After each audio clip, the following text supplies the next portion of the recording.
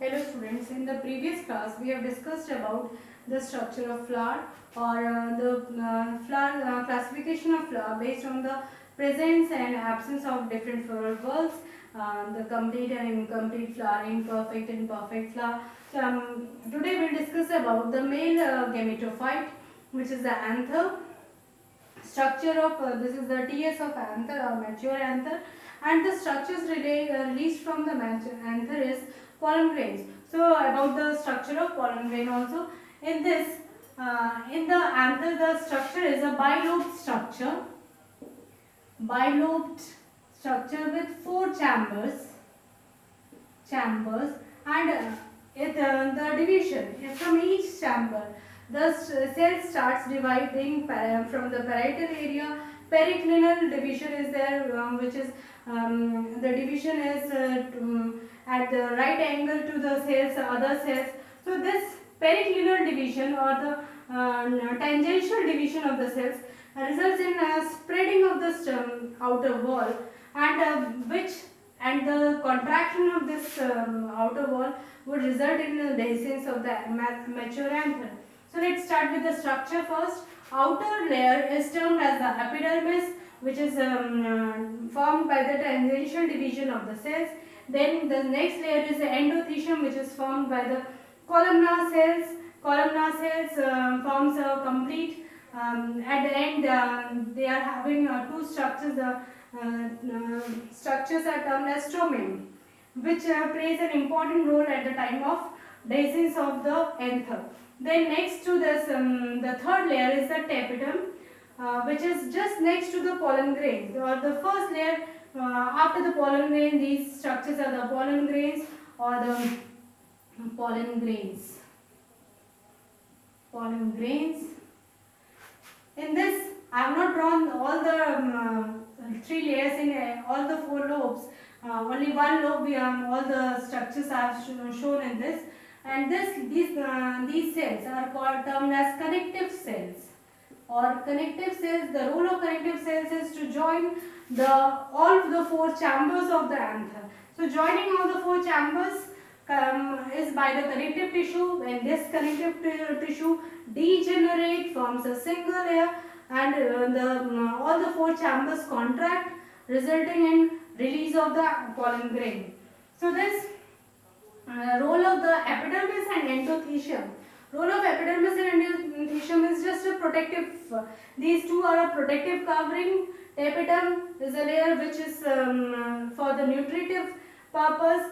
Nutrition, it provides nutrition to the developing pollen grains or the male gamete. So this tapetum is for, it is the nutritive tissue, while other are for the protection. When the anther matures, these cells, the connective tissue, it degenerates and join together or combine to form a single layer. When these connective tissue combine to form a single layer, it results in stretching of all these layers. Stretching of all these layers, epidermis, endothecium, and even the tapetum or the nutritive tissue, it degenerates. So stretching of these two results in pulling out of the stomium. When the stomium separates out, it results in release of the anther. Release of the anther from this is termed as dehiscence of anther. Dehiscence of anther with the release of pollen grains. Next is the structure of the structure of pollen grain. Pollen grain comprises two major layers: outer exine, inner intine. One is the degenerative nucleus,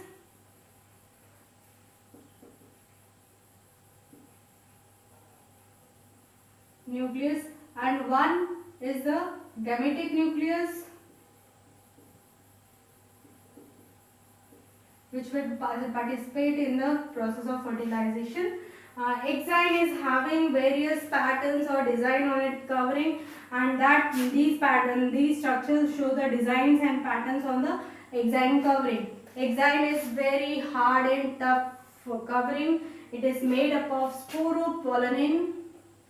Sporopollenin. Sporopollenin is made up of carotenoids.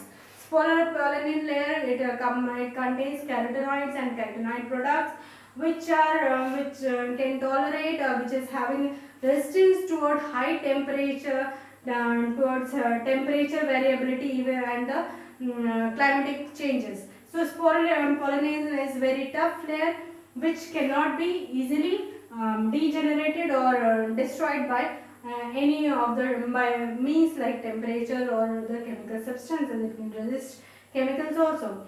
Intine layer is next to the tissues or generative nucleus, and this inner layer is the intine layer. It is made up of cellulose and pectin. Cellulose and pectin. What happens that at the time of germination, at the wall of this exine wall layer, there are germ pores, and depending in monocot the germ pores may be 1, or in dicot the germ pores are 2 or 3. Based on that, they are termed as monopallate or tripallate. So this germ pore, through the germ pores, this intine layer elongates. Elongation of intine layer from this germ pore, elongation of the nucleus or the germ pore through the elongation of the nucleus or the substance through the germ pores with large cytoplasm and a large vacuole. Cytoplasm and vacuole results in formation of the pollen tube. Pollen tube. Now this is the structure which is very important for examination. You must know the labeling of the diagram or the structures which is responsible for the process of fertilization. Now this pollen grain, based on this, the structure of pollen grain, it is 25 to 50 micrometer in size. Viability, if we discuss about the viability of the pollen grain, viability of pollen grain may be for rice and wheat, it is 30 minutes. For it may be 2 or 3 months in some cases. Nowadays it can be stored for a longer time in nitrogen at a temperature which is minus 190 degrees Celsius. When the pollen grains are stored under this condition at a large number, it is stored for future use for several years. It can be stored for several years, and this is called pollen bank, where these pollen grains can be utilized for further use. Then one more term for this is in the insect pollinating flowers. Pollen grains are covered by a sticky fluid.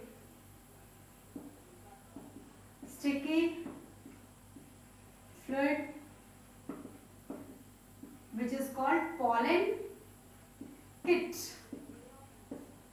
This is a new term, pollen kit.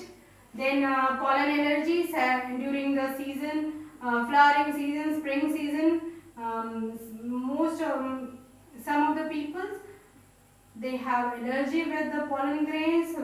When the pollen grain enters into the respiratory tract, it may cause respiratory illness like asthma or allergy, breathing problems.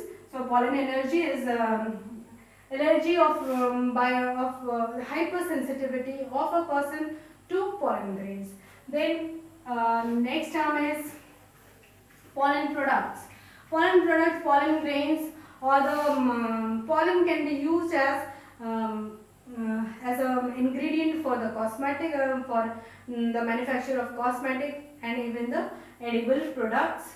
So this is all about the structure of anther, pollen grains, and in this the structure of structure of tetrads. If we discuss that the tetrads may the arrangement of all the four tetrads in the pollen grain, they may be arranged bilaterally, isobilaterally, or they may be decussate, linear. So these are the arrangement of tetrad. Tetrad means all the four structures or four lobes of the pollen grain. So that arrangement may be different for different species. So this is all about the male gametophyte, and in the next class we will discuss about the female gametophyte and the megasporangium. Thank you for today's session.